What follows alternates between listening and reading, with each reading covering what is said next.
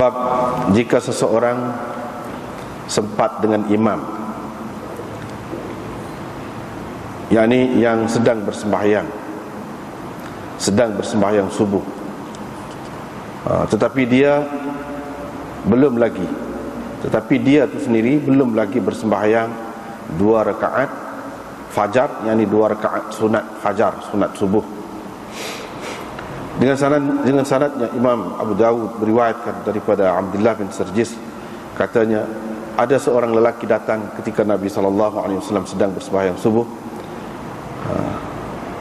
Maka dia bersembahyang 2 rakaat sunat subuh, yakni terlebih dahulu.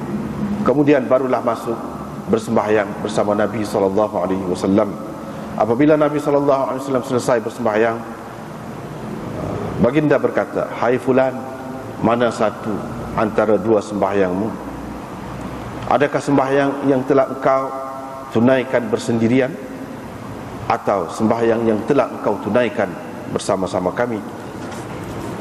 Dengan sanadnya Imam Abu Dawud beriwayatkan daripada Abi Hurairah, katanya Rasulullah SAW bersabda, apabila telah diiqamatkan untuk sembahyang fardu yang tertentu, fala salata illa al-maktubah, maka tiada lagi sembahyang melainkan sembahyang fardu yang berkenaan. Dengan sanadnya habis. Bab man fatathu mata yaqdiha, ini bab orang yang terlepas sembahyang sunat subuh, mata yaqdiha, bilakah dia harus mengqadhakannya. Dengan sanadnya Imam Abu Dawud beriwayatkan daripada Qais bin Amr, katanya Rasulullah SAW pernah melihat seorang lelaki yang sedang bersembahyang bersembahyang 2 rakaat selepas daripada sembahyang subuh. Maka Rasulullah SAW bersabda, sembahyang subuh itu 2 rakaat. Lalu orang itu berkata, sebenarnya saya belum lagi bersembahyang 2 rakaat sunat sebelum subuh itu, kerana itulah saya mengerjakan kedua-duanya sekarang. Rasulullah mendengar kata-katanya itu, Rasulullah SAW diam. Dengan sanadnya Imam Abu Dawud beriwayatkan daripada Sa'ad bin Sa'id, katanya dengan sanadnya Imam Abu Dawud beriwayatkan dengan sanad yang ini, hadis ini daripada Sa'ad bin Sa'id. Qala Abu Dawud berkata, Abdul Rabbi dan Yahya, 2 orang anak Sa'id, telah meriwayatkan hadis ini secara mursal, bahawa datuk mereka iaitu Zaid telah bersembahyang bersama Nabi SAW.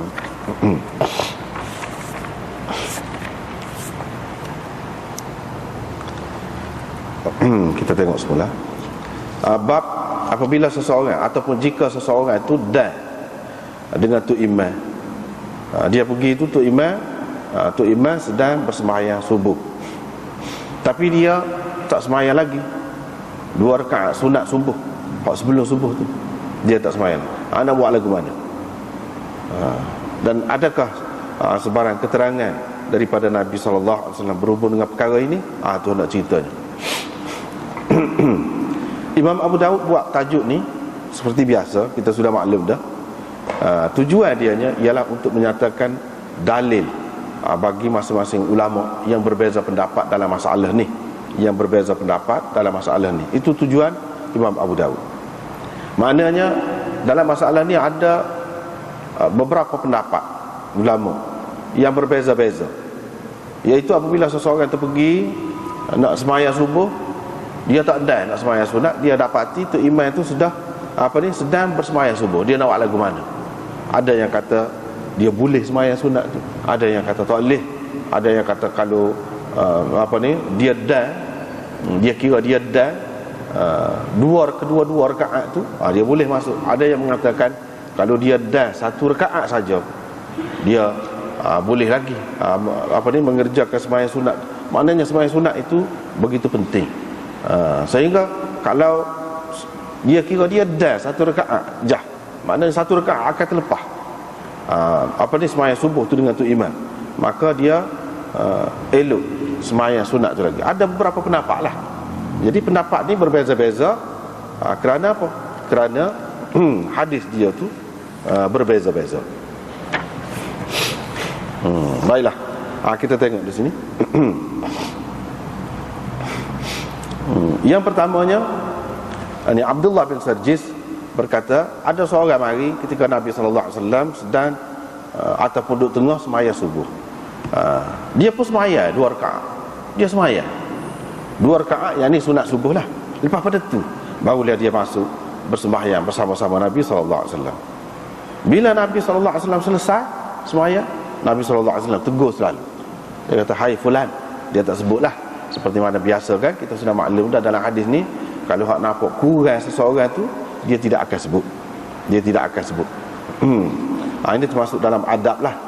Jaga air muka kan. "Hai fulan, ayyatahuma salataka allati sallaita wahdak atau allati sallaita ma'ana." Itu satu. Satu lagi, ayyatuhuma salatuk allati sallaita wahdak aw allati sallaita ma'ana. Ada beberapa bacaan itu. Ataupun mengikut setengahnya, ayyatihima salatik allati sallaita wahdak aw allati sallaita ma'ana. Ada beberapa pendapat itu. Maksudnya, hai fulan, mana satu daripada 2 semaya tu? Sebab semaya subuh ni 2 rakaat je. Jadi hak kamu semaya saat ni hak mana? Hak mana? Semaya subuh ke? Kalau semaya subuh, hak mana kamu nak kiranya? Hak semaya seorang tu ke? Hak semaya sekali? Kalau hak semaya seorang kamu kira, maknanya tak cerdik benar lah. Kau tahu dah kan semaya jemaah ni lebih berapa nak kira hak tu ni? Atau kalau kita katakan hak mana satu daripada 2 semaya tu, yang ni semaya sunat hak kamu buat tu, ataukah hak ni semaya hak sama dengan kami? Hak semaya bersama dengan kami ni tentunya semaya subuh. Hak kamu buat tu, katakanlah kita andaikan hak semaya sunat. Jadi hak tu nak kira hak tu lebih besar lagi ke hak ni? Itu maksud Nabi sallallahu alaihi wasallam. Hak mana kamu nak kira? Yang ni sebagai yang lebih besar. Tentu sekali hak jemaah ni, hak fardu ni, hak lebih besar. Dah tahu dah lebih besar, apa yang buat gitu? Jadi sampai terlepas hak fardu tu, tak kena lah, maknanya tak kena.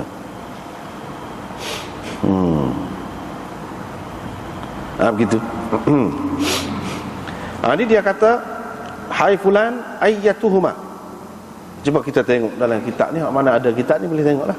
Muka surat 391 bawah tu, seperti yang anda sudah sebut dah saat ni.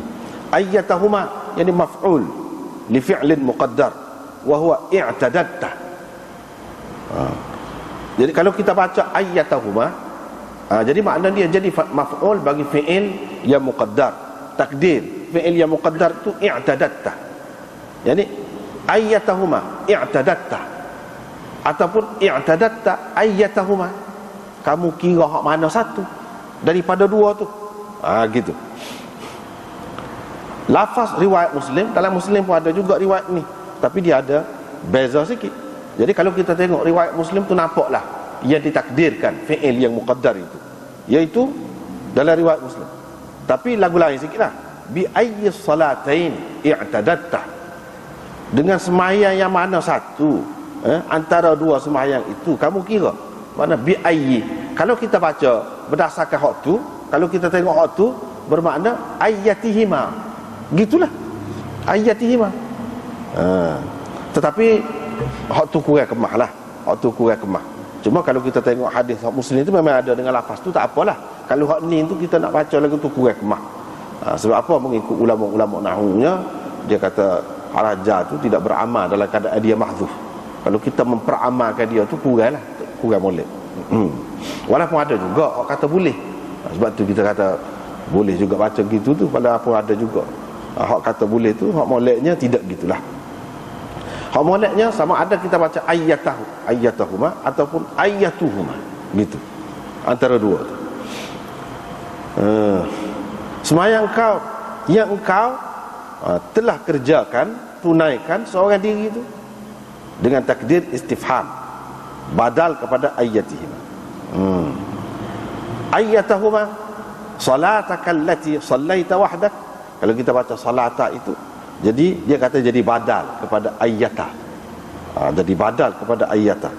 Yang ini dengan takdir istifham. Lagu mana? Asalataka allati sallaita wahdak. Itu makna takdir istifham. Ada hamzah yang dibuat di situ. Awillati sallaita ma'ana.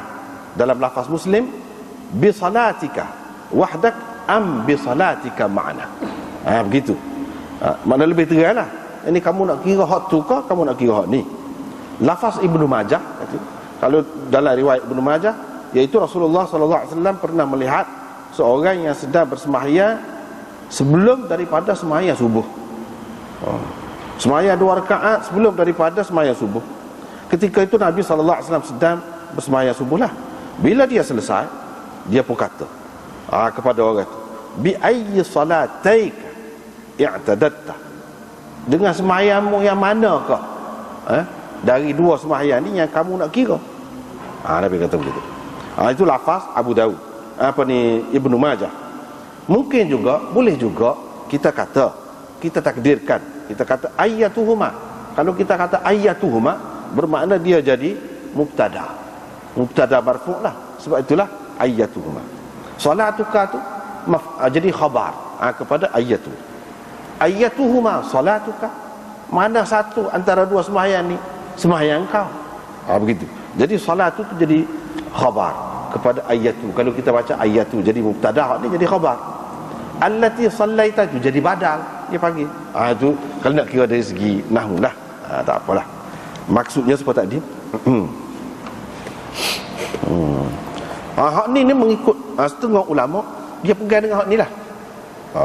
Ahli zahir dia pegang dengan hak ni. Mana Nabi marah tu, dia tak bui. Kalau Tok Imam sudah semaya subuh tu, tak boleh dah lah semaya. Tak boleh semaya. Kena pergi semaya sekali dengan Tok Imam. Tak boleh nak buat semaya sunat, tak boleh. Dia pegang dengan hak ni lah, sebab Nabi tegur, dan dalam teguran dalam bentuk teguran yang kerah tu. Setara tu dia kira kerah dah lah tu. Mu nak kira hak mana? Semayamu nya. Hakmu semaya seorang tu ke hakmu semaya sekali dengan kami? Begitu. Mana teguran ini kerah. Dengan sebab itu mereka kata tak boleh. Kalau semaya juga tak sah. Sia-sia. Sia-sia. Nanti kita akan baca hak khilaf ulama tu. Tapi bagi ramai juga ulama dalam mazhab Hanafi dan lain-lain, dia kata hak tak boleh ni semaya, kalau dia semaya dalam masjid tu juga. Mana kira-kiranya tu imam tu nampak lah duduk dalam sah tu, dalam sah ramai-ramai, ni mengganggu. Jadi pergerakan semaya tu tidak sama jadinya. Tu tak molek. Hak tu hak dia tegur di sini ni. Bukan mana kalau seseorang tu semaya, misalnya tu imam semaya dalam ruang ni, dia semaya di luar sana, itu tak apa, dia kata. Jadi semaya tu lagu mana? Cepatlah. Biar dan dengan tu imam tu, hak tu khilaf banyak. Nanti kita akan tengok selepas ni.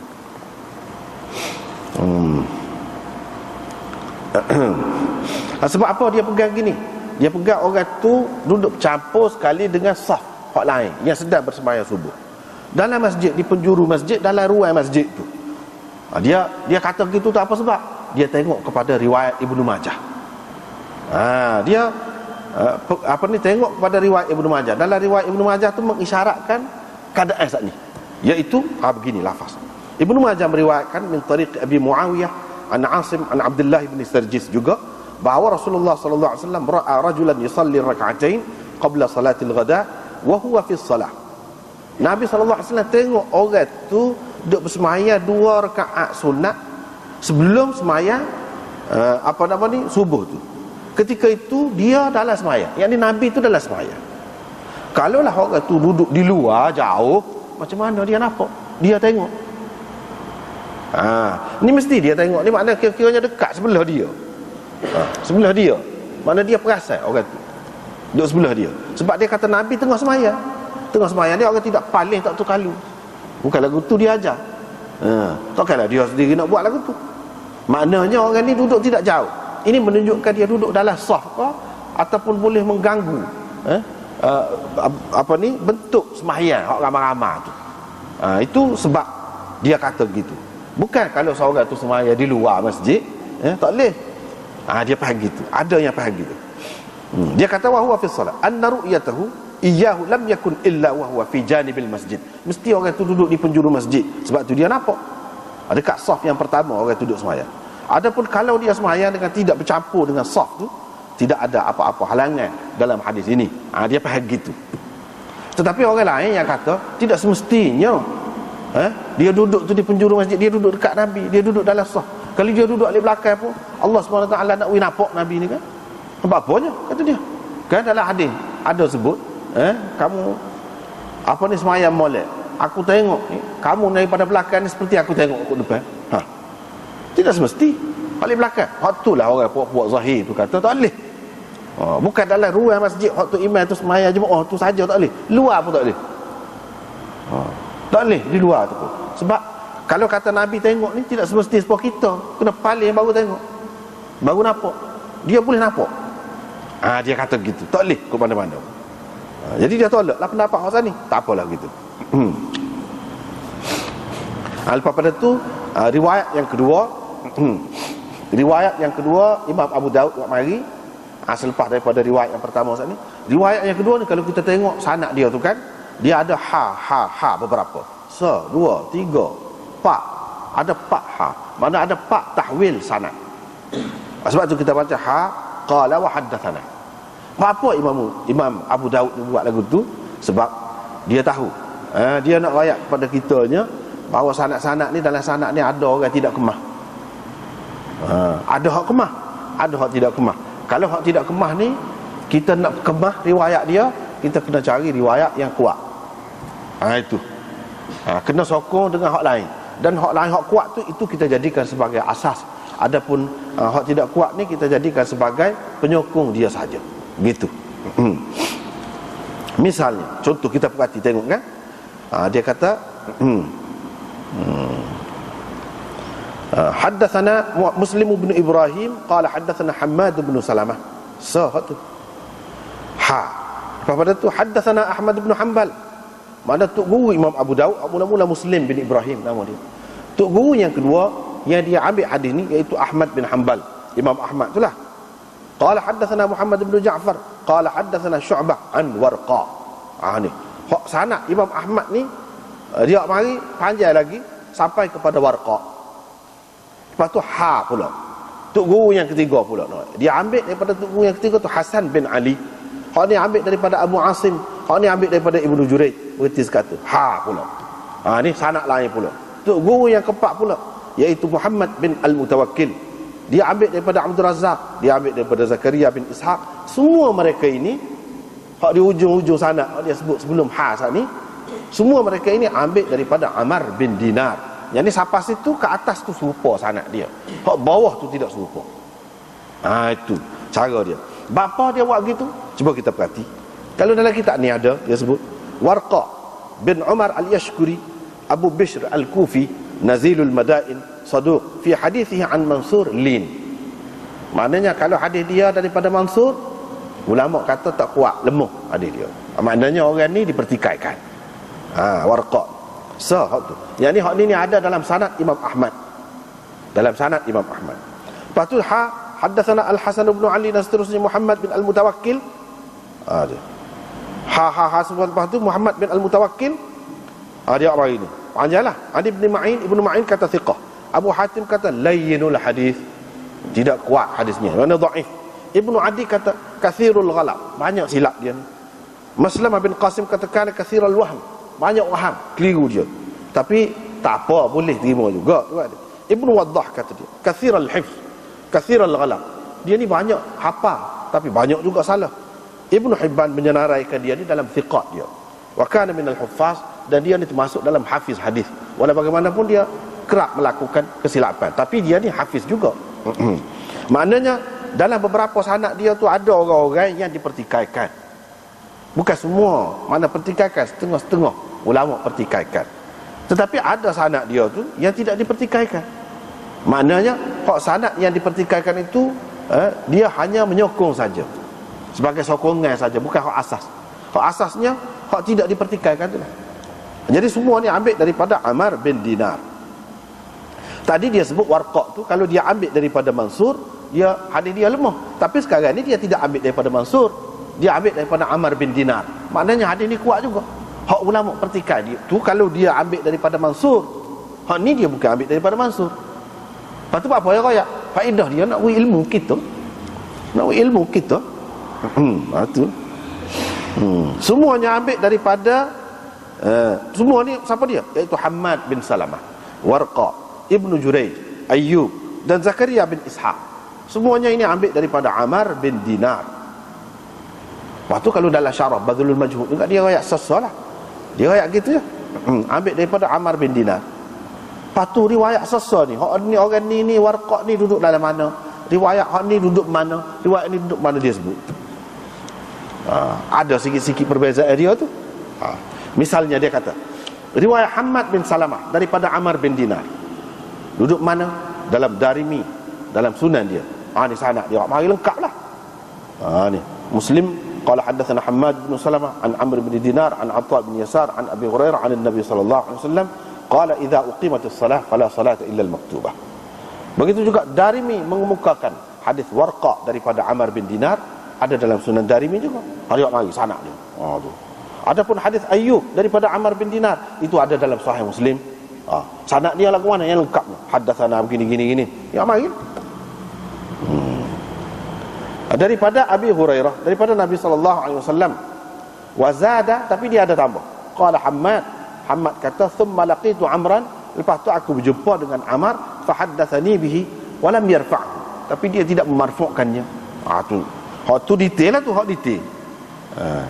Cuma di sini Imam Abu Daud kumpulkan sanad-sanad tu. Dia tidak royak. Dia tidak mari tiap-tiap sanad tu dengan lengkap tak. Cuma dia sebut secara rekah-rekah begitu. Tetapi kesimpulannya hadis tu seponi lah belaka. Seponi. Maknanya riwayat Abu Daud ni dalam Sunan Abi Daud ni lebih ringkas. Dia kumpulkan setepak mana berselerok dalam kitab-kitab lain. Kalau kita tengok dalam kitab lain ada sesa gitu. Dalam hak ni apa ni dia mari kumpul lah. Semuanya daripada Amar bin Dinar. Begitulah. Ada pun riwayat Ibnu Jurayj daripada Amar itu tak ada, dia tak jumpa kecuali dalam Sunan Abi Daud ni. Hak ni. Hak lain-lain itu ada dalam kitab lain juga. Tak apalah.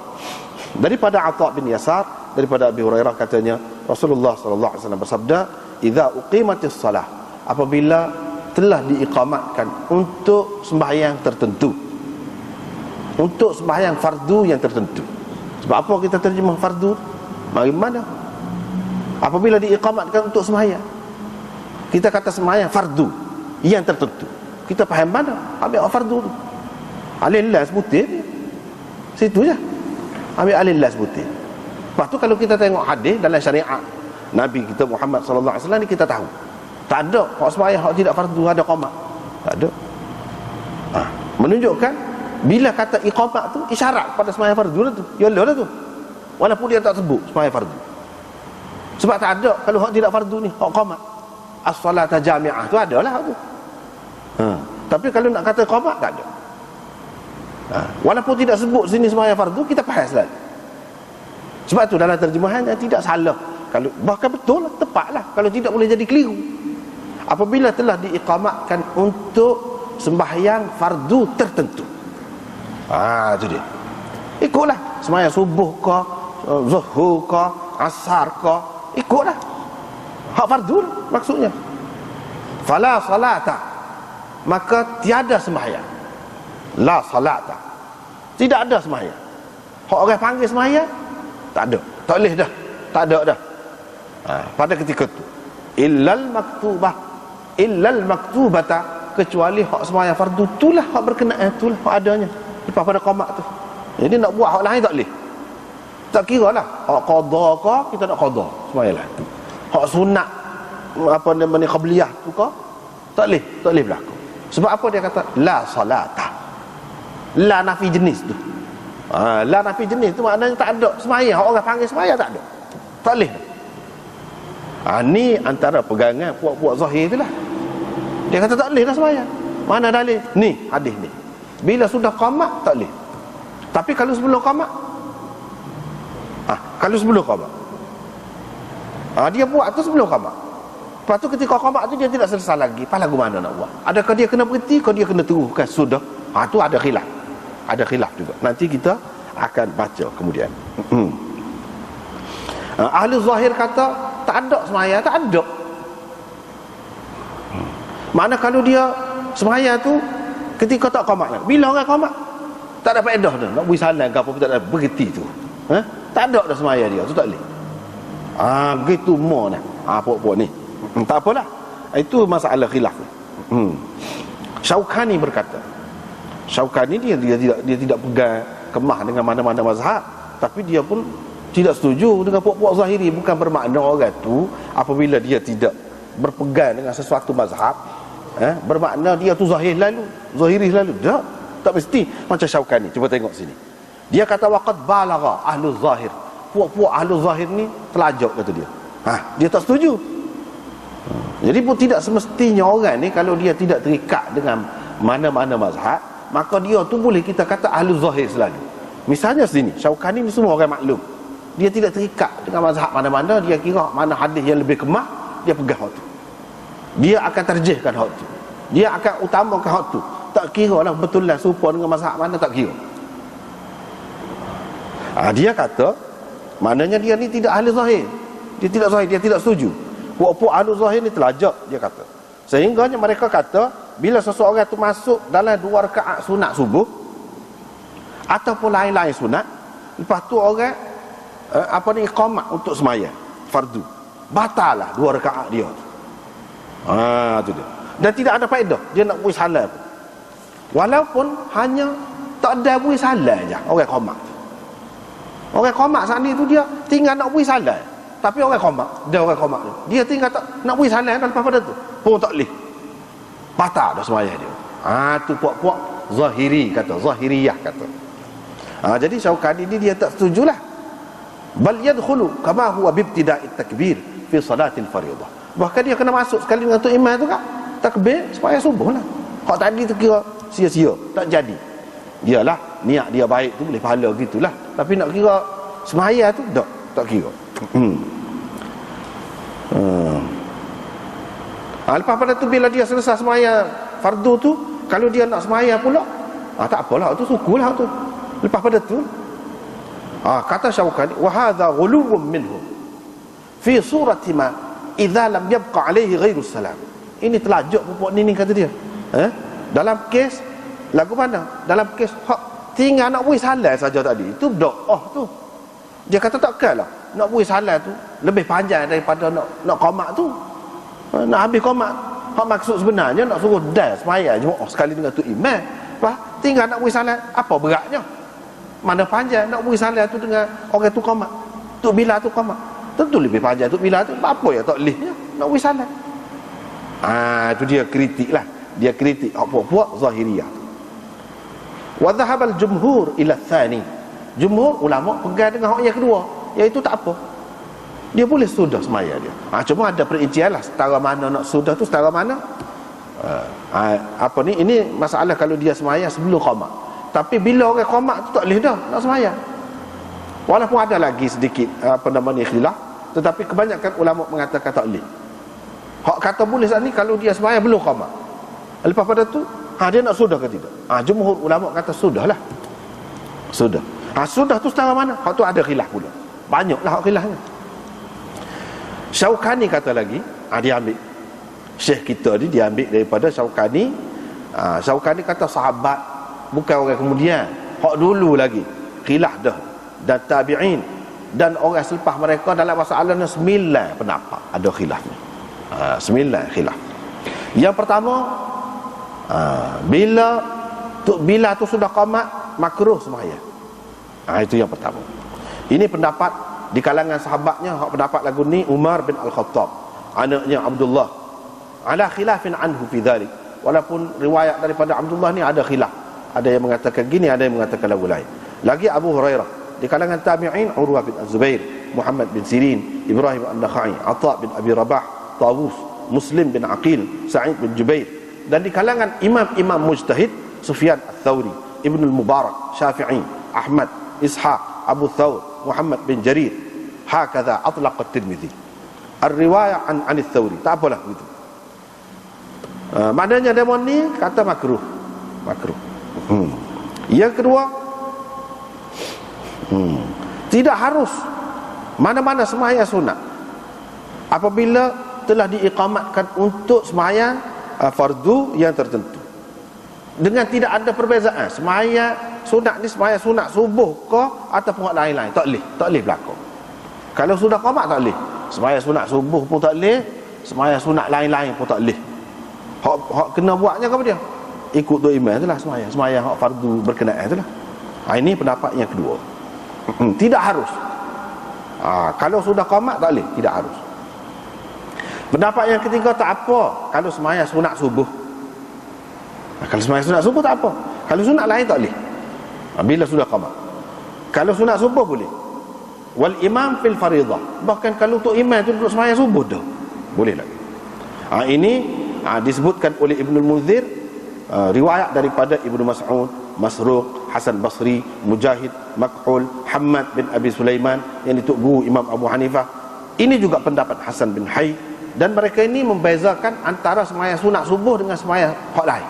Sunat subuh saja hak boleh, hak lain tak boleh apabila telah diiqamatkan. Kalau sebelum iqamat boleh.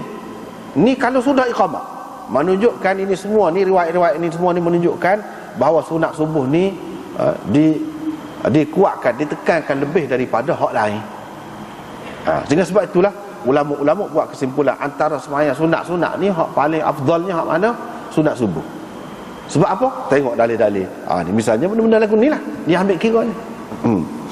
Dan baru ni kita sudah jumpa dah kan setara mana sembahyang sunat subuh tu Nabi SAW kata, walaupun kamu dirempuh oleh kuda musuh pun jangan tinggal. Gitu pun. Pendapat yang keempat, ada beza antara dalam masjid dan di luar masjid, dan antara terlepas, bimbang takut terlepas rakaat yang pertama bersama imam ataupun tidak.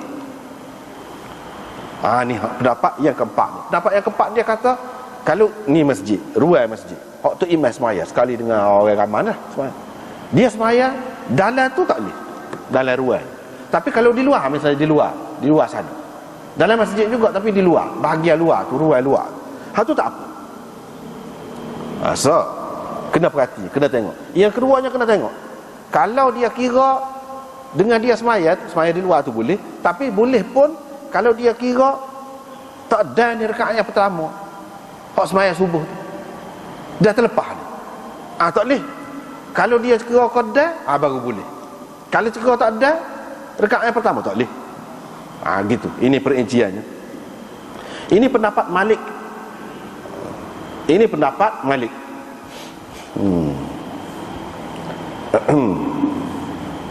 Kalau dia berasa tak ada satu rakaat dengan tu imam, apakah tak sah sembahyang lah. Ataupun kalau dia sembahyang, dia berhenti. Tak boleh. Dia kena berhenti sembahyang, pergi masuk sekali dengan tu imam. Tapi kalau dia berasa dah rakaat yang pertama tu dah, tak apa, dia boleh teruskan.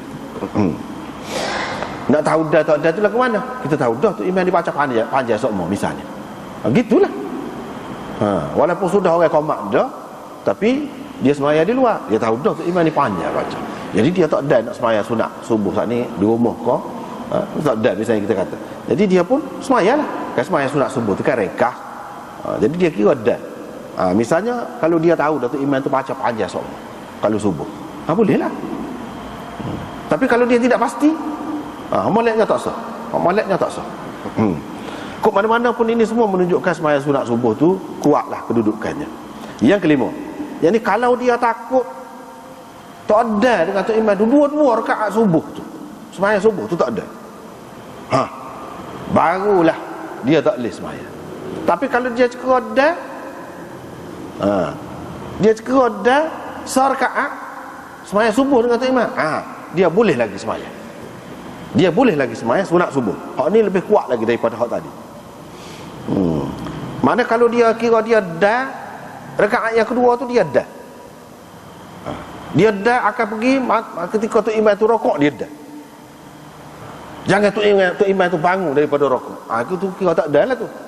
Kalau dia kira dah sebelum tu imam tu i'tidal, yang ni dah rokok, tak apa lagi sembahyang. Ia rakaat yang kedua. Jadi tak apa lagi sembahyang. Tapi dia kena sembahyang di luar masjid juga, serupa dengan hak Malik saat ni. Kena sembahyang di luar masjid juga. Lepas pada tu mari sekali dengan tu imam semaya. Ini adalah pendapat Imam Abu Hanifah dan ashabnya. Ibnu Abdul Bar menyebutkan ini begitulah. Yang keenam, iaitu dia semaya dalam masjid boleh, tidak semesti luar. Misalnya kita kata ruang semaya, ni waktu imam duduk semaya dah beberapa sah, dia duduk, jangan duduk dalam sah lah, duduk sukun jauh sikit, tapi dalam ruang tu juga boleh semaya. Kecuali kalau dia takut tak ada rakaat yang akhir tu pun tak ada, barulah tak boleh. Ada perkataan yang pertama, tak apa hak tu. Kalau tak ada perkataan yang pertama dengan tu imam, tak apa, dia boleh semaya sunat. Ini pendapat Auza'i dan Sa'id bin Abdul Aziz. Imam Nawawi menyebutkan hak ni pendapat Imam Abu Hanifah dan ashab dia juga. Maknanya pendapat lain lah daripada mereka. Yang ketujuh, dia boleh semaya 2 rakaat sunat subuh tu dalam masjid juga, ataupun di luar masjid boleh. Kecuali kalau dia takut tak ada rakaat, fautar rakaat, tak ada. Ini pendapat Sufyan Ats-Tsauri. Yang ke-8, iaitu dia boleh semaya 2 rakaat sunat subuh itu walaupun tak ada semaya dengan tu imam. Semaya subuh tu tak ada langsung semaya dengan tu imam, asalkan waktu untuk semaya subuh tu masih luas lagi, dia masih ada nak semaya subuh. Ini pendapat Ibnul Gullab dari kalangan ulama-ulama dalam mazhab Malik. Pendapat yang ke-9, bila saja dia dengar Bilal ni qamat, tidak halal lagi untuk dia bersembahyang 2 rakaat sunat subuh tu, tak boleh dah, tak boleh. Sunat subuh tu ke, sunat lain ke, qada ke, tak boleh. Di luar masjid ke, dalam masjid ke, tak boleh berlaku. Kalau dia buat juga derhaka, dosa.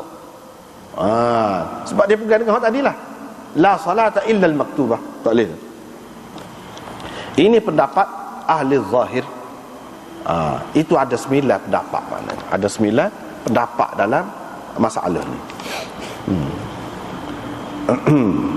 Ada yang lebih menekankan, ada yang tidak, macam-macam tadi, 9 tadilah. Ini dalam menghuraikan idza uqimatis salah fala salata illa al-maktubah. Apabila telah diiqamatkan untuk sembahyang fardu tertentu, maka tiada lagi sembahyang. Tiada lagi itu kalau mengikut zahirinya, dia kata tidak sah lagi sembahyang. Tidak sah lagi sembahyang. Apa buat dia bahaslah, dia bahas apa ni, la salata liman lam yaqra bi fatihatil kitab. Apa waktu kita kata la salat tu tak sah sembahyang kalau tak baca Fatihah? Apa hak ni pun la salata juga, tak sah lah sembahyang, tak sah. Apa sini kita kata sah lagi, kata dia. Sedangkan serupa tu, la salata illa al-maktubah. Hak tu la salata illa liman yaqra bi fatihatil kitab.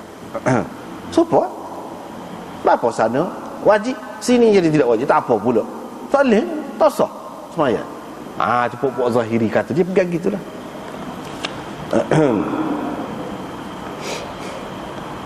Lepas tu dia bahas ini pula, ulama-ulama bahas ni, apabila diiqamatkan untuk sembahyang saat ni yang tertentu saat ni, bila iqamat ni semua tepat, kau tak boleh sembahyang. Misalnya masjid ni sekarang ni bila 20 minit lepas pada tu qamat lah. Pada masa tu kita tak boleh kau nak sembahyang. Hak lain-lain rumah kita. Kita kata kita dengar laban ni dengan speaker kan, kita dengar, kita duduk dekat-dekat ni juga, tapi kita tak pergi, kita uzur kau, kita gapo kau, jadi kita tak boleh sembahyang kau. Hak tidak berkenaan dengan masjid tu, tak boleh sembahyang. Kau lagu mana? Tentu dah kita tak akan pergi ke masjid dah. Adakah termasuk dalam umum ni? Dengan sebab itu dia kata tak boleh pakai umum sangat sembahyang ni, sembahyang hak dalam masjid tu. Kalau di luar memang dia tak pergi dah, tak apa, kerana sesuatu sebab dia tak pergi. Hak ni berkait dengan masjid. Sebab apa? Sebab nak suruh nampak serupa dalam masjid.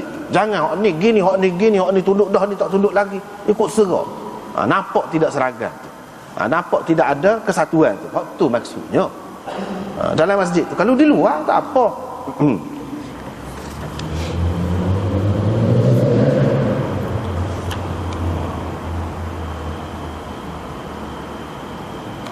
Begitulah.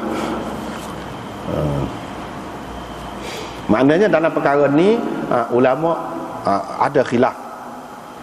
Yang ada khilaf apa yang kita kata terai ada. Tidak terai lagi bagi ulama mujtahid, dia tengok. La di sini maknanya nafi kamal ke ataupun nafi sihah dia tu.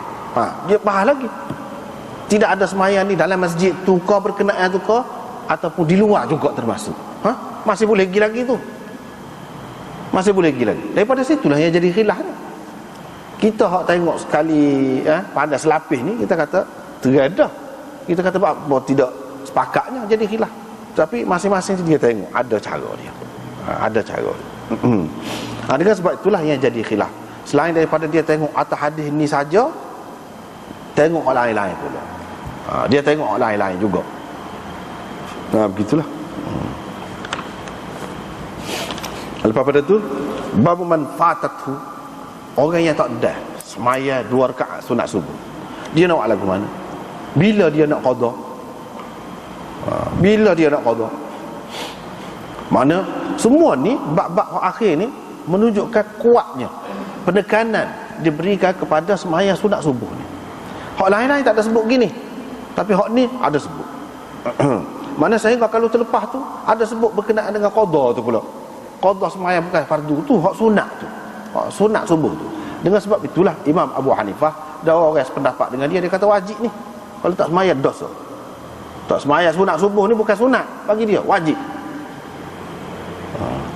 Orang lain kata sunat. Sunat. Kita nak tahu mana sunat kata sunat. Sebelum pada ni kan kita jumpa dah. Iaitu kalau dalam perjalanan atas kenderaan dia semaya, Nabi SAW semaya. Itu menunjukkan sunat. Sebab kalau hak fardu dia turun. Daripada situlah Syafi'i dan orang pendapat dengan dia, dia kata semaya witir itu pun sunat. Hanafi kata wajib. Dia kata wajib. Jadi semaya kalau tak ada semaya 2 rakaat sunat subuh ni, pergi ke masjid tu tengok tu imam duk semaya subuh dah. Kita pun semaya. Kalau nak qada tu masa mana? Nak qada. Situ pun ada khilaf juga. Imam Abu Daud ni dia mari semua dengan maksud tu. Dia nak ada khilaf. Pas khilaf tu mana dalil masing-masing. Kalau hak ni terang untuk satu-satu pendapat, satu-satu golongan, apa hak lain tak terima, mesti ada sebab. Mesti ada sebab. Misalnya hak ni kita akan tengok. Dengan sanadnya Imam Abu Daud meriwayatkan daripada Qais bin Amr. Dia kata Rasulullah sallallahu alaihi wasallam tengok satu orang duduk semaya selepas semaya subuh. Dia semaya, orang tu duduk semaya 2 rakaat. Rasulullah tengok. Rasulullah pun kata semaya subuh 2 rakaat aja. Orang tu pun lepas pada dia selesai semaya, dia kata sebenarnya saya tadi tak ada semaya 2 rakaat sunat hak sebelum subuh tu saya tak ada.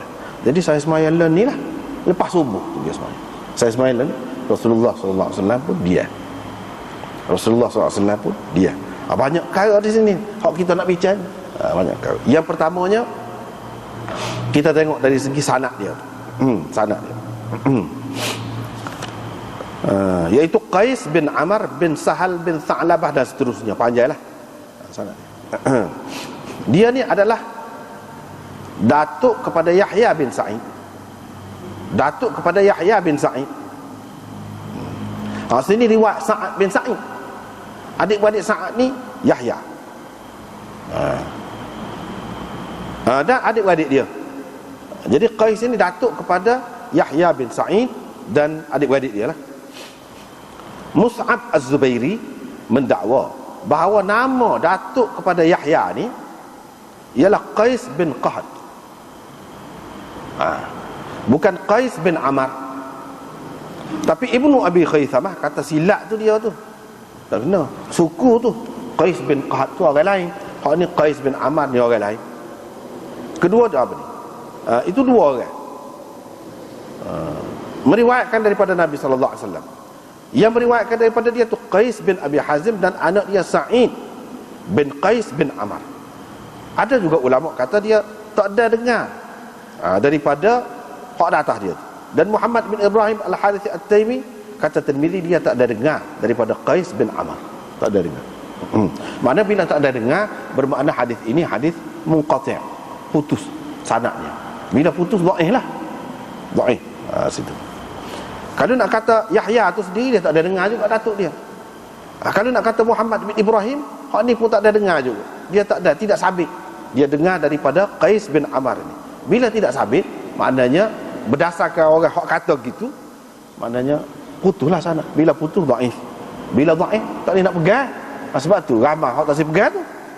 Tak apalah. Lepas tu Ibnu Hibban pula, dia dakwa Qais bin Ammar, orang tulahnya ni dengan Qais bin Qahad. Qahad itu lakab kepada Ammar. Semacam dia ni ambil pendapat Imam Bukhari. Sebab Imam Bukhari kata Qais bin Ammar adalah datuk kepada Yahya bin Sa'id. Dia ni sahabat Nabi. Qala wa qala ba'duhum, sebahagian ulama kata ni Qais bin Ammar, Qais bin Qahad. Abu Nu'aim menyenaraikan dia ni masuk dalam sahabat, iaitu Qais bin Ammar bin Qahad bin Tha'labah. Kemudian dia kata, ada juga orang kata Qais bin Sahal. Macam-macam lah pendapat tu, tak apa tu. Dia kata Rasulullah tengok satu orang tu siapa? Dia sendiri dah. Dia sendiri dah. Kita tahu mana? Dalam riwayat kemudian hak lagi. Iaitu Abdul Rabbih dan Yahya, dua-dua orang anak Sa'id ni meriwayatkan hadis ini secara mursal bahawa datuk mereka Zaid bersembahyang bersama Nabi sallallahu alaihi wasallam. Jadi Zaid tu sembahyang bersama Nabi sallallahu alaihi wasallam. Maknanya dia tu sendiri. Tapi dia kata ada satu orang tu dia. Kadang-kadang kan orang kecek gitu dia tak sirayak nama dia tu. Padahal dia ada. Ini ditunjukkan oleh riwayat Abdul Rabbih dan Yahya hak selepas ni. Selain daripada tu, riwayat Tirmizi juga menunjukkan dia ni hak berkenaan. Iaitu Imam Tirmizi meriwayatkan daripada Abdul Aziz bin Muhammad an Sa'ad bin Sa'id an Muhammad bin Ibrahim an jaddihi Qais. Daripada datuknya Qais, datuk dia. Dia kata kharaja Rasulullah sallallahu alaihi wasallam keluar untuk bersembahyang, fa uqimatus salah, dan sembahyang diiqamatkan. Wa sallaitu ma'ahu as-subh, aku pun sembahyang subuh dengan dia. Aku sembahyang subuh. Siapa dia kata? Iaitu Qais bin Ammar tu, iaitu datuk kepada Sa'ad tu.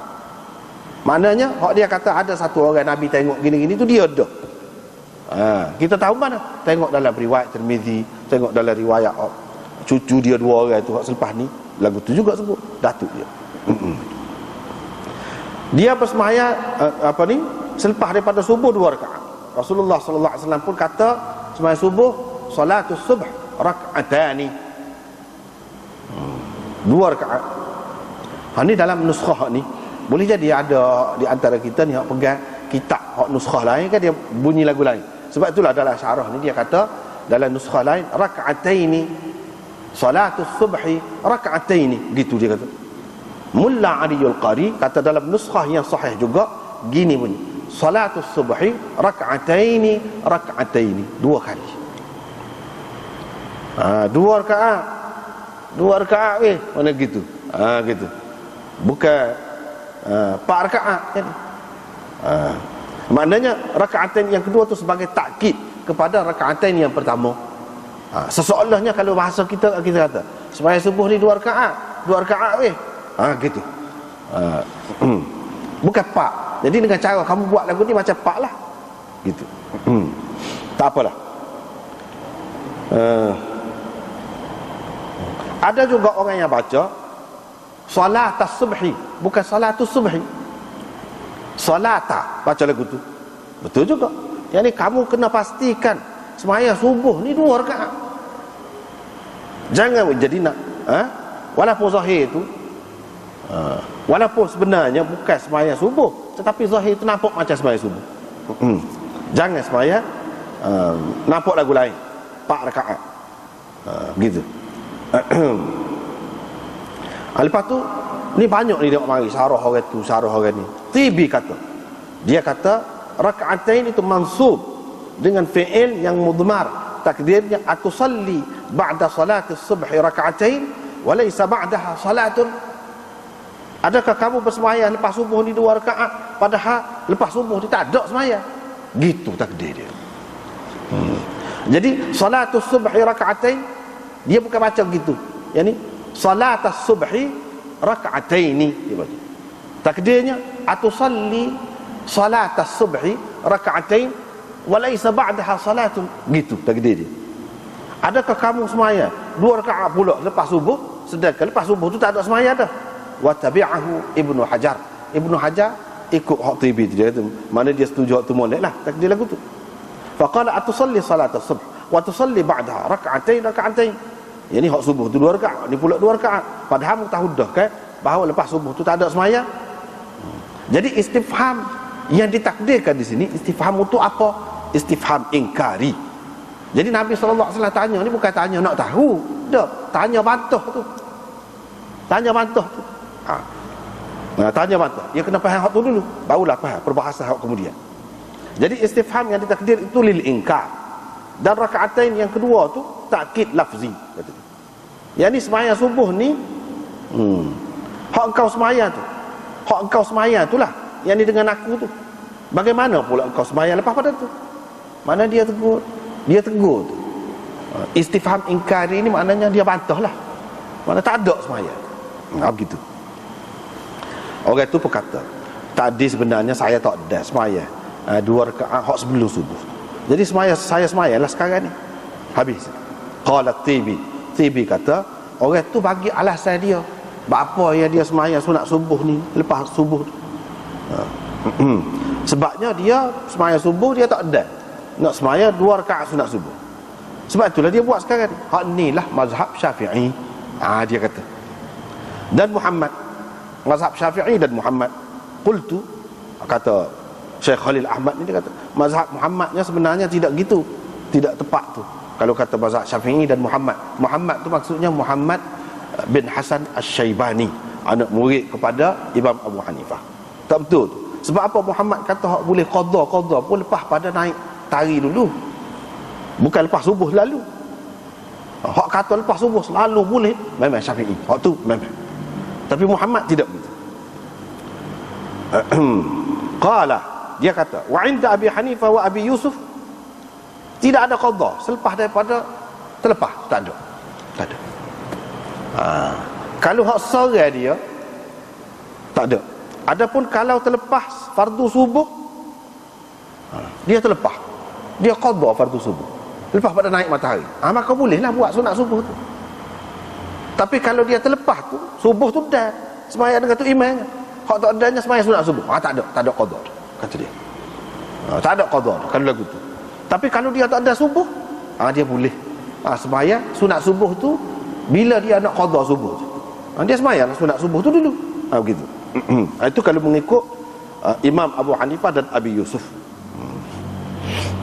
Bila yang ni selepas daripada naik matahari dan sebelum tergelincir matahari, dalam masa tu bolehlah, masa itulah masa nak qadanya.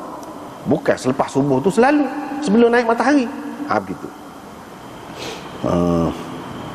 Nabi SAW pun dia, bila dia kata gitu, Nabi SAW pun dia. Ibnul Malik berkata, diam Nabi SAW menunjukkan qada sunat subuh ni ialah selepas daripada semaya fardu subuh tu kepada orang yang tak ada semaya sebelumnya. Itulah pendapat Syafi'i. Orang lain pula dia kata, maknanya lamalah orang kata, maklum ini mazhab Syafi'i. Tetapi Syafi'i faqat, dia kata bahawa khilafan lil a'immah, berbeza dengan pendapat imam-imam lain. Ramah lagi kata tidak gitu.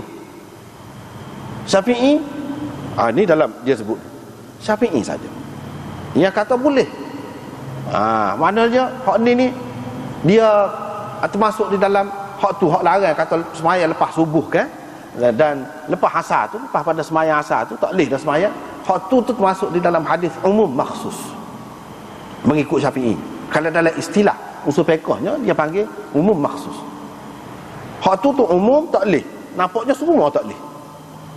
Tapi Syafi'i pegang dengan hadis ni oleh kerana ada hadis ni Nabi dia. Kalau tak boleh, Nabi tak akan duduk dia. Itu macam takrir dia tu. Nabi tak akan duduk dia kalau benda tu salah. Bila dia tu maknanya boleh lah. Boleh. Dia pegang gitu.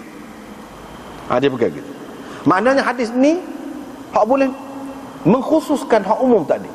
Hak tak boleh tu hak lain-lain. Hak ni boleh. Hak ni mengkhususkan. Hak ni boleh. Sebab apa ada hadis?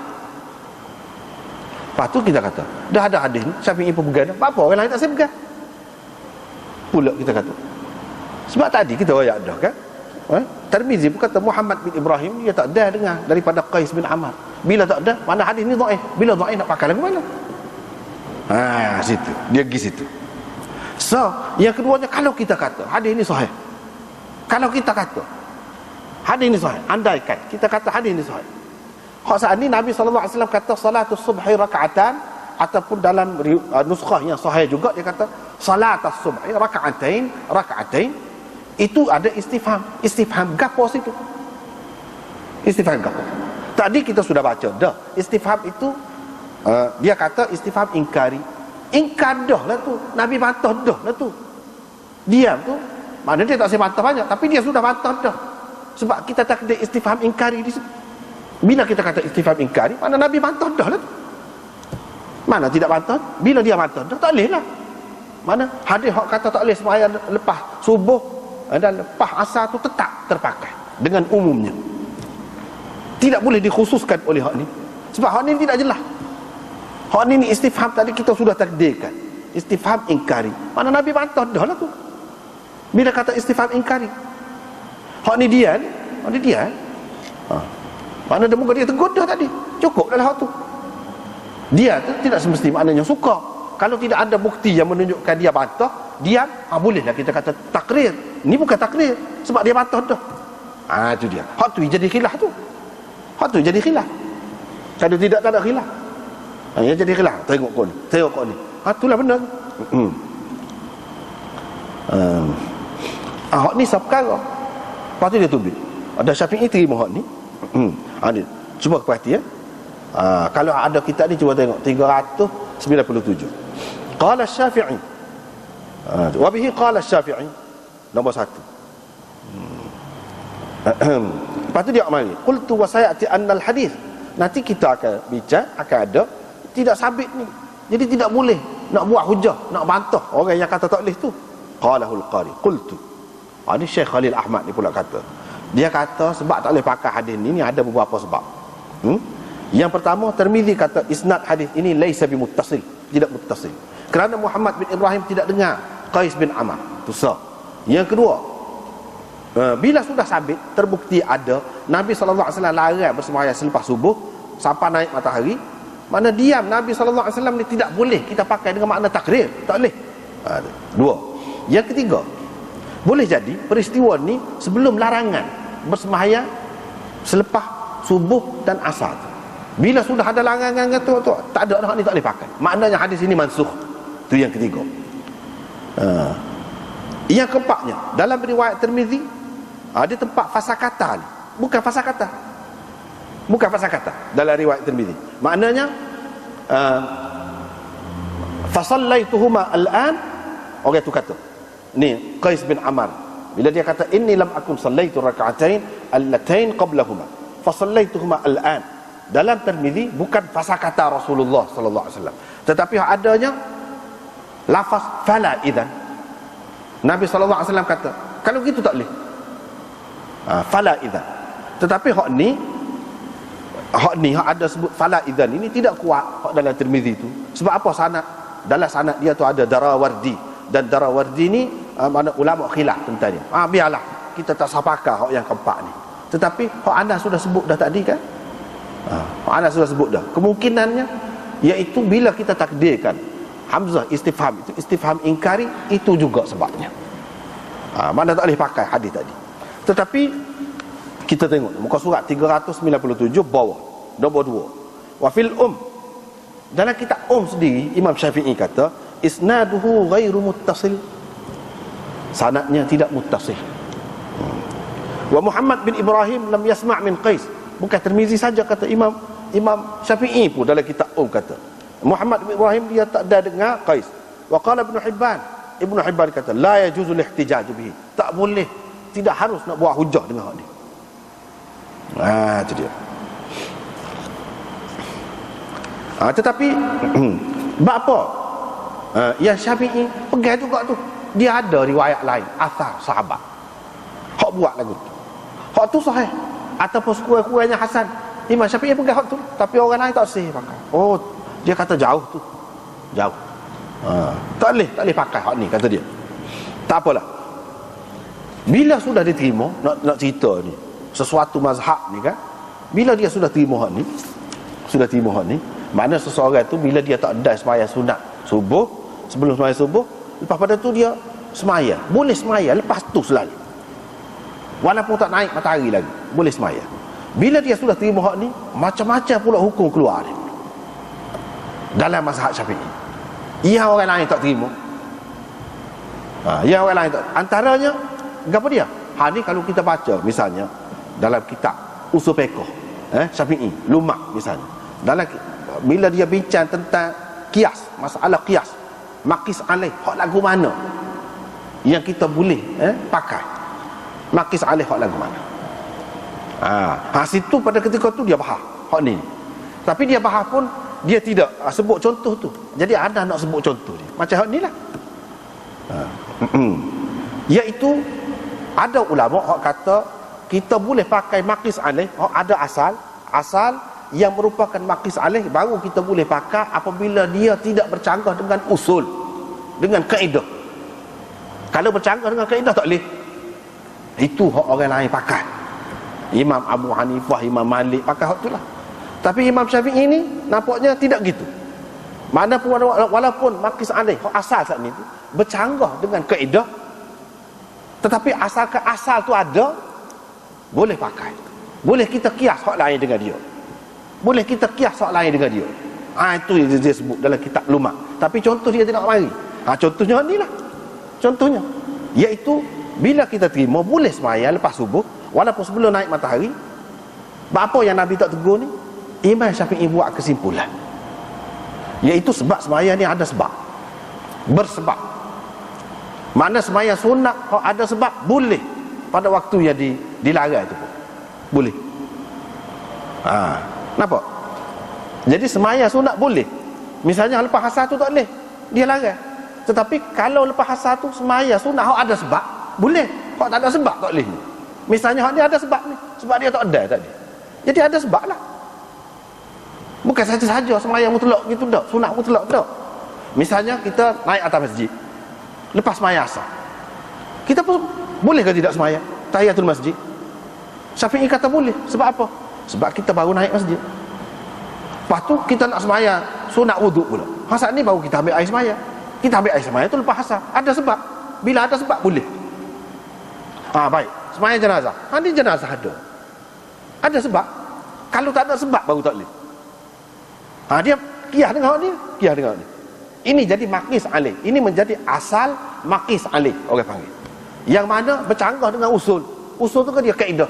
Kaedah tu Imam Abu Hanifah kata dah. Dalam masalah ni hak asalnya, kaedahnya, iaitu lepas asar, lepas subuh tak boleh sembahyang gapo-gapo. Itu kaedah.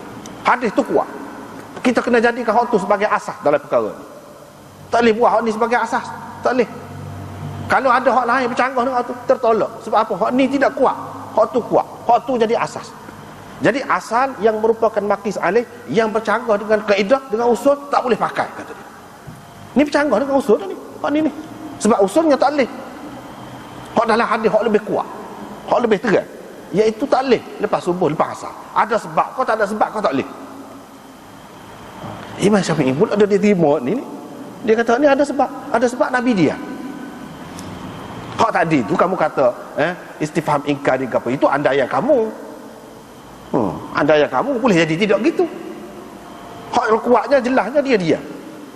Bila dia boleh tunjukkan tak apalah. Dah tak apa, kita boleh jadi hak ni sebagai asal maqis alaih. Kita nak qiyaskan hak lain. Misalnya sembahyang sunat wudu lepas asar, boleh ke tidak? Ada ke tidak dalam hadis hak tunjukkan lepas asar? Kalau tak ada pun boleh qiyas dengan hak ni. Sebab apa? Ada sebab. Ada sebab boleh. Sama ada bercanggah dengan usul kau, tidak bercanggah kau tak cara, dia kira boleh. Begitu. Itu tengok beza tu pendapat sini. Kerana beza sini, bezalah juga alih bawah ni. Begitu.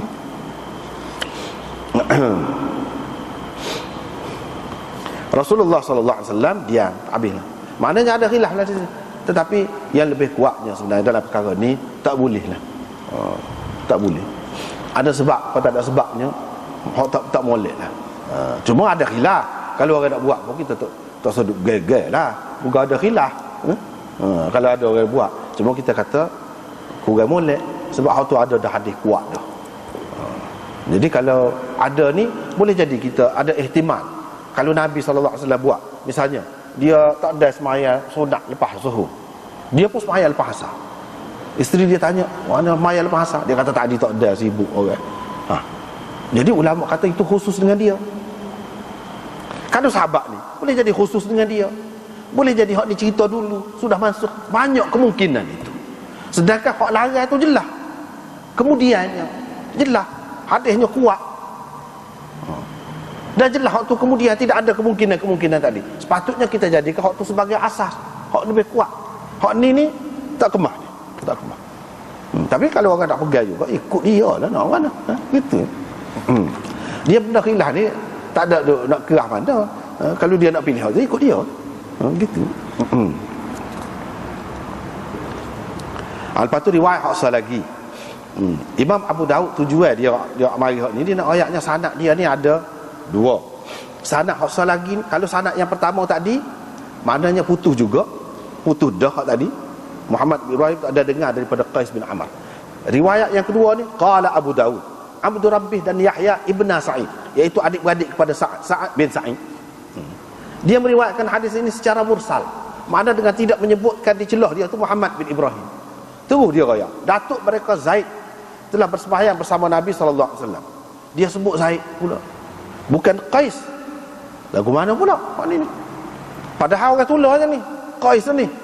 Hak ni lagu mana? Dia sebut Zaid. Abdul Rabbih dan Yahya itu anak kepada Sa'id. Sa'id tu anak kepada Qais itu. Di sini dia sebut datuk mereka Zaid. Kalau datuk mereka sepatutnya Qais lah, bukannya Zaid. Imam Abu Daud nak cerita tak kemah ni hadis ni. Kalau kita tengok sanad lain pun keliru tengok. Sepatutnya disebut datuk dia tu Qais, bukan Zaid, tapi disebut Zaid. Tu sekal. Yang keduanya, riwayat hak ni kalau kita kira betul lah datuk dia ni nama Zaid, tapi hak ni riwayat secara mursal. Riwayat mursal ni putus. Bila putus, dhaif juga, tak kuat juga. Itu tujuan Imam Abu Daud mari. Baiklah, dia kata datuk dia Zaid. Gini tersebut dalam Abu Daud. Datuk dia tu nama Zaid. Semua nuskah-nuskah hak ada ni, hak tersebar ni, nuskah Abu Daud ni lagu tu belaka, iaitu Zaid. Dia kata wahwa wahmun wa ghalatun minal katib. Ini adalah keliru dan kesilapan penulis penyaling. Bukan Zaid, kata dia. Sebenarnya Qais. Apa sebab? Apa dalilnya? Dia nak bahas sana. Yang pertama, Baihaqi meriwayatkan hadis ini min tariqi Abi Daud. Dia sebut dalam sanad tu ada Abu Daud ni lah, pengarang kitab kita. Tapi dia tidak sebut Zaid. Dalam riwayat Baihaqi tu daripada Abu Daud juga tak ada sebut Zaid. Bahkan qala Abu Daud rawa Abdul Rabbih wa Yahya ibn Sa'id hadzal hadis mursalan anna jaddahum shalla ma'an Nabi sallallahu alaihi wasallam lam yusammi Zaidan wala ghairuhu. Dia tak sebut Zaid ke Qais ke apa, tak ada. Cuma sebut datuk dia bersemayam bersama Nabi sallallahu alaihi wasallam. Sekat tu je. Tak ada. Maknanya hak ni tidak jelas Abu Daud sebut ni. Boleh jadi perawi lain tu keliru. Dia pergi kata Zaid. Dia pergi kata Zaid. Padahal dalam riwayat Baihaqi tak ada sebut pun. Abu Daud juga yang meriwayatkannya tak ada sebut pun Zaid, ataupun nama-nama yang lain tak ada sebut. Itu yang pertama. Yang kedua, Tirmizi kata selepas dia mengemukakan hadis ini, warawa ba'dhum hadzal hadis an Sa'id bin Sa'ad an Muhammad bin Ibrahim anna Nabi sallallahu alaihi wasallam kharaja fara'a Qaisan. Dia pun tengok Qais. Qultu wa huwa as-shawab. Hak ni hak betulnya. Hak dalam Tirmizi. Sebab datuk Sa'ad bin Sa'id dan adik dia iaitu Abdul Rabbih, Yahya, Abdullah, Qais, bukannya Zaid. Mana hak dalam Abu Daud sini salah. Hak betulnya supaya dalam Tirmizi. Tengok, itu yang kedua. Yang ketiga, kita tak jumpa datuk demo-demo ni, demo saat ni nama dia aja Zaid. Lepas tu semaya sekali dengan Nabi SAW. Tak ada. Dalam riwayat mana-mana pun mengikut ulama hadis tak ada. Kecuali ada dalam anak-anak demo ni, susu galuh demo ni ada hak nama Zaid bin Tha'labah. Tapi hak ni tak ada jumpa dengan Nabi SAW. Mati zaman jahiliyah lagi. Hak ni datuk yang kepak ni. Bukan datuk hak dekat ni lah Qais bin Amr. Kalau ada hak nama Zaid pun Datuk tu, hak tak ada dengan zaman Islam. Ni cerita duduk semaya dengan Nabi sallallahu alaihi wasallam. Takkanlah hak tak ada dengan Islam zaman jahiliah mati dah tu, duduk semaya dengan Nabi pula. Takkan lagu tu. Itu yang ketiga. Menunjukkan hak ni tak betul. Yang keempat, Hafiz Ibn Hajar dalam Isabah ketika dia menulis biografi Zaid, iaitu datuk kepada Yahya bin Sa'id, dia kata Abu Daud menyebutkan, Hafiz Ibn Hajar kata dalam bab ni lah bab kita baca, dia kata qala Abdul Rabbi wa Yahya ibn Sa'id salla jadduna Zaid, dia sebutkan ma'an Nabi sallallahu alaihi wasallam hakadha qara'tu, saya baca dengan guru saya lagu ni lah, tulis lagu ni lah. Bulqini Al-Kabir, dia hamish nuskhah dia daripada Tajrid Zahabi, tapi kalau hak nuskhah hak muktamad, hak lain hak saya tengok tak ada lafaz Zaid ni. Kata Hafiz Ibn Hajar, cuma tu guru dia Bulqini ada sebut hak ni dalam catatan dia, tetapi hak lain-lain kitab Sunan Abi Daud ni hak lain tak ada sebut. Bal fiha apa ni jaddana, bahkan dalam hak nuskhah lain tu datuk kami sahaja, tak ada sebut nama. Sebab apa? Sebab dalam nasab Yahya bin Sa'id ni tak ada seorang pun hak nama Zaid, kecuali Zaid bin Tha'labah seorang tu. Hak ni jad a'la jiddan halaka fil jahiliyah. Ni datuk hak datah sangat ni. Hak ni mati zaman jahiliyah. Qultu, kata Syekh Khalil Ahmad ni pula. Kata Al-Hafiz fil Isabah, Hafiz Ibn Hajar dalam Isabah di bawah biografi Zaid bin Tha'labah bin Ghun dan seterusnya ni, dia kata jaddun alin, datuk atah bagi Yahya bin Sa'id Al-Ansari. Demikianlah maknanya dalam asal kitab hak kita dengar daripada Abi Daud, menunjukkan dia ni sahabi. Faqala fi babi man fatat raka'at al-fajr, orang hak tak ada 2 rakaat sunat subuh ni selepas daripada hadis Muhammad bin Ibrahim At-Taimi, dia kata daripada Qais bin Amar, dia kata dia melihat Nabi sallallahu alaihi wasallam melihat seorang yang sedang bersembahyang selepas subuh 2 rakaat, al-hadis terusnya. Lepas tu dia pun riwayatkan Abdul Rabbi dan Yahya, 2 orang anak Sa'id, meriwayatkan hadis ini bahawa datuk mereka berdua Zaid telah bersembahyang dengan Nabi sallallahu alaihi wasallam. Faghtarra bidzalika Syekhuna Al-Bulqini, kata Hafiz Ibn Hajar, tu guru kita Bulqini terpedaya dengan hak ni, sebab dia baca dalam Abu Daud, dalam Abu Daud sebut Zaid. Jadi datuk demon ni Zaid lah. Situ jadi punca kekeliruan tok guru dia Bulqini tu, kata dia baca hak ni, hak sebetulnya tidak begitu. Jadi dia pun masuk dalam kitab dia, dia pun kata Zaid bin Tha'labah dalam Hasyiah Tajrid Sahabat, dan dia kaitkan dengan Abu Daud. Zaid bin Tha'labah ni, kata Hafiz Ibn Hajar, mati sebelum Islam lagi, lama sebelum pada tu. Ni datuk yang keempat ni kepada Qais bin Amar, iaitu datuk kepada Yahya bin Sa'id.